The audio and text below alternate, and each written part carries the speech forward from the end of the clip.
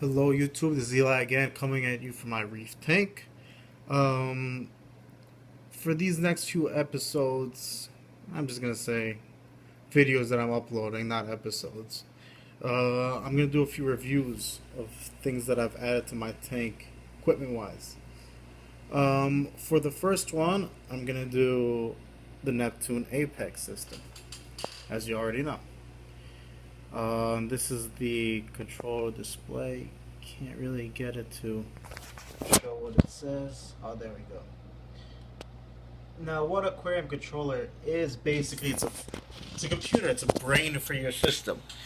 You're not always going to be there when things go wrong. You're not always going to be there to save your tank.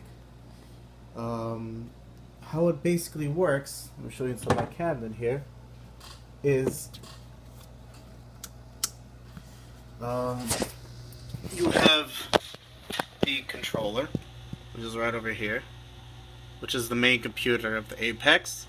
To that, you can link and daisy chain off of that multiple modules, which you can either buy separately or you can get, let's say, like the gold version like I did, which came with these.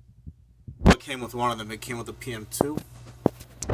And it also links, it has its own set of plugs on the Energy Bar 8, which it comes with as well.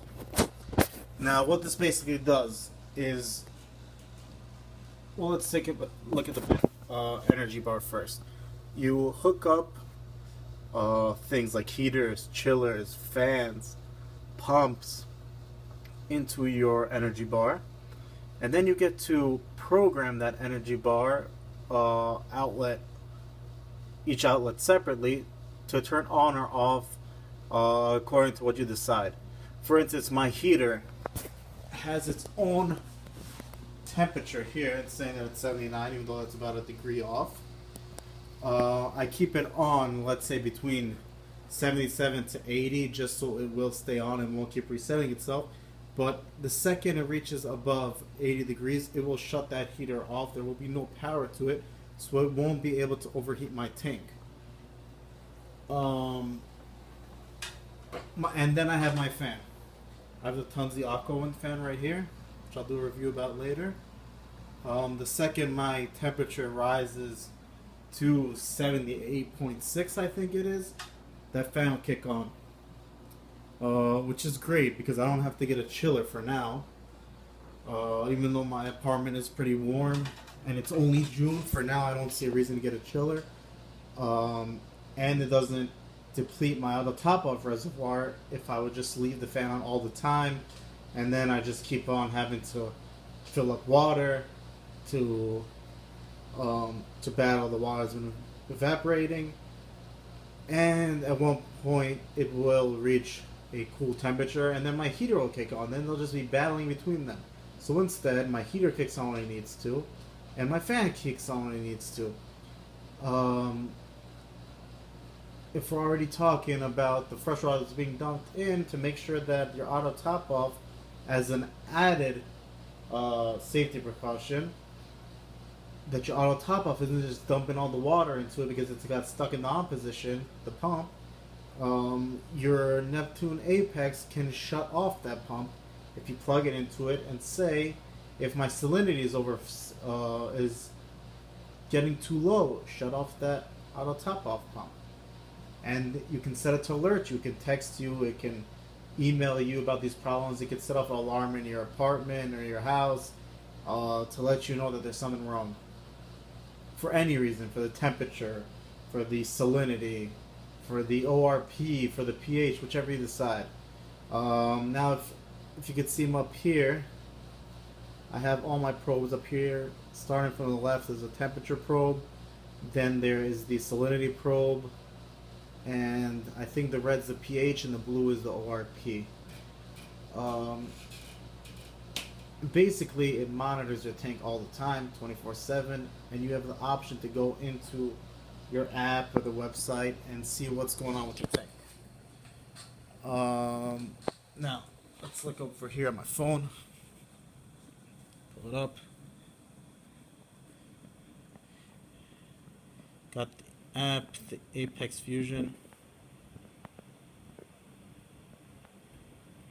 This is basically telling me what's going on in my tank right now. Temperature is 78.4, salinity is 34.9, pH, ORP, how many amps it's using. From here, I can switch on and off things, leave them on auto, or decide to turn them on or off based on my needs. Feed cycle here. I added a feeder. Now, yes, the Apex is expensive, and they do a great thing for themselves because everything is an add-on. I have the feeder. Feeder costs another $100, and the reason I got that was because I go away every once in a while. And when I go away, I want my feeder to be able. I used to have Eheim feeders. I have here my freshwater tank, and the differences between this one is that I can actually, from anywhere in the world, if I have an internet connection, I can just use the feeder. And I hooked up a webcam as well. This is a drop cam, and I can actually watch my fish eat through the drop cam and make sure that they're all okay. Then you have the modules, which I showed you before. Basically, you can add modules for leak detectors, for example. I have one on each side of my tank, which basically what they do is, if there is a water leaking from your tank, it'll do the same thing. Set off alarm in the house, send me a text, send your girlfriend a text, send my girlfriend a text, email me, just do anything it takes in order to get my attention. Now, why did I get this Apex? Honestly, because when I go away, I can't trust anyone enough to take care of my tank unless you're willing to pay the local fish store so much money to keep on coming. This way, I set it up so that if I go away for a few weeks, I only have them come once to do a water change. Because besides that, they don't really have to do anything if nothing's really going wrong. It's awesome. You have like the WXM module, for example, which I don't have because I have a reef link for my Vortex. You can hook your Vortex pumps into, let's say, your feeding mode. And when you want to feed your corals, it can set the Vortex pumps to go into 20% and or turn off or whatever you want so that your food isn't flying around. For me, for example, I took my reef link, which just controls the Vortex pumps, and at 12 o'clock when the feeder goes on, I have it set for the reef link at the same time to go into a 10 minute 20% mode. So if you're thinking about getting the Apex, I'm telling you, it's going to give you a lot of peace of mind. It can save you from one of the biggest reasons that I was afraid is the fan and the heater. What happens if that $30, $40, $50 heater decides to go haywire one day and either turn on or off and you're not there to see it? Your tank controller, like the Apex, will just shut it off and let you know something's wrong. Otherwise, especially like mine's up here, I can see the number at all times, how many degrees it's on. If you have it in your sump, you'll never know until something's going wrong and you're looking at your little thermometer. What's better than being able to open your phone and being able to see at all times what your salinity's at, if your heater's on, if your fan's on, what's your temperature, what's your pH range for USPS fans.